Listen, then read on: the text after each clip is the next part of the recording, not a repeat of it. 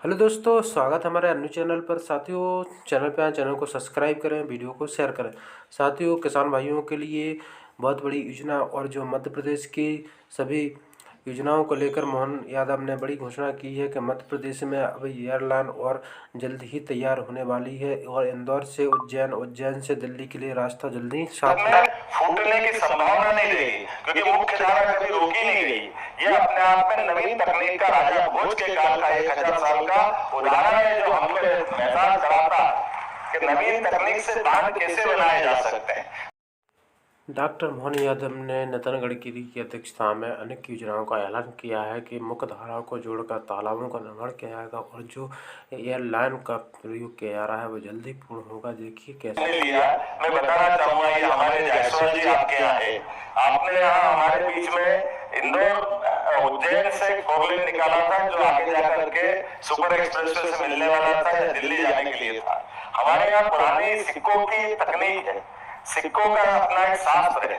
सिक्कों का शास्त्र कैसा है कि सिक्कों में जैसे राजा भोज का काल 1000 साल पहले का है, विक्रमादित्य का काल 2000 साल पहले का है, सम्राट अशोक उज्जैन में गवर्नर रहे, ये 2250 साल पहले का है। हमारे यहाँ ये ऐसी लंबी परंपरा में राजाओं ने अपने सिक्के निकाले।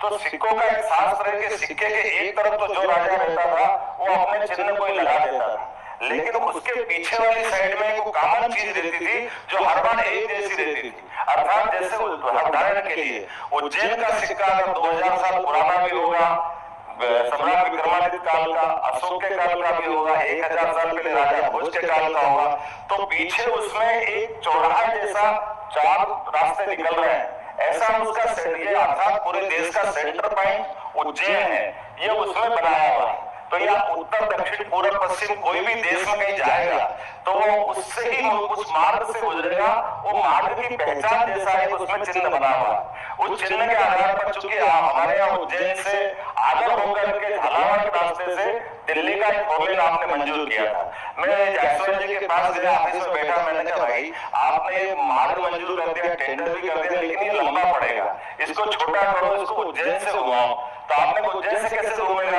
हमने कहा एयर डिस्टेंस निकालो। हमने एयर डिस्टेंस निकलवा करके उसकी जो लंबाई देखी तो वो लंबाई वाकई कम निकली। मैं आपको धन्यवाद देना चाहूंगा, जायसवाल जी ने प्रस्ताव बढ़ाया, आप तक मंजूर होकर के आया, बना बनाया हुआ, टेंडर कैंसिल किया और नजदीक का रास्ता निकाला।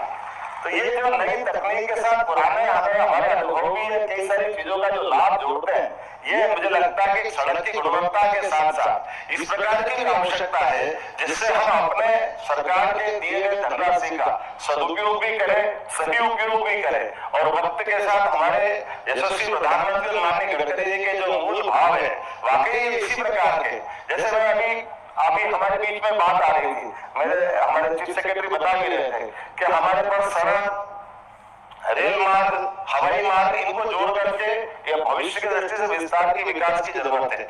जैसे मैं इस बात को समझ रहा था, हमने अपनी सरकार बनने के बाद संभाग में रीजनल इंडस्ट्री कॉन्क्लेव चालू किए कि केवल बड़े एक ही नगर इंदौर में रोजगार के लिए बड़े कारखाने बन जाए, इससे बात नहीं बनेगी। भौगोलिक रूप से मध्य प्रदेश बहुत बड़ा है, तो हमारे लिए संभाग केंद्र पर भी इंडस्ट्री कॉन्क्लेव करने की जरूरत है। तो वहां के आने जाने के मार्ग भी, लेकिन इनके साथ साथ भारत सरकार किस दिशा में आगे बढ़ रही और उसका हम लाभ कैसे ले सकते हैं, उसको जोड़ते हुए हमारे अपने भविष्य के प्लान बनाने की जरूरत है। जैसे उदाहरण के लिए अभी तक हमारे पास इंदौर से बंबई जाने का मार्ग एक ही मार्ग था कि इंदौर से उज्जैन, उज्जैन से नागदा, नागदा से रतलाम के रास्ते से बंबई जाना रहता है। इसके अलावा बॉम्बे जाने का रास्ता नहीं, दिल्ली जाने का भी इसी प्रकार का था। तो ये अभी हमारा आमतौर पर 18 घंटे लगते हैं या 14 घंटे से ज्यादा लगते हैं, लेकिन जब हमारे इंडस्ट्री की बात करेंगे, विकास की बात करेंगे, अगर अभी आज दिल्ली से कोई मुंबई जाना चाहता तो उसके 2 मार्ग है कि दिल्ली से वो नागदा आएंगे, नागदा से रतलाम के रास्ते आगे बढ़ेंगे, जो गुजरात होके जाएगा।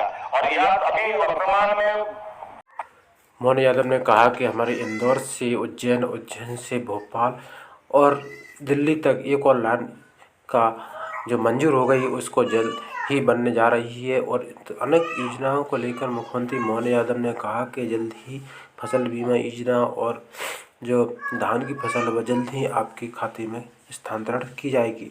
तो मध्य प्रदेश में अनेक योजनाओं को लेकर मोहन यादव ने घोषणा की है। साथियों चैनल पे आए, चैनल को सब्सक्राइब करें, वीडियो को सभी साथी सभी किसान भाइयों सभी देश भाइयों को शेयर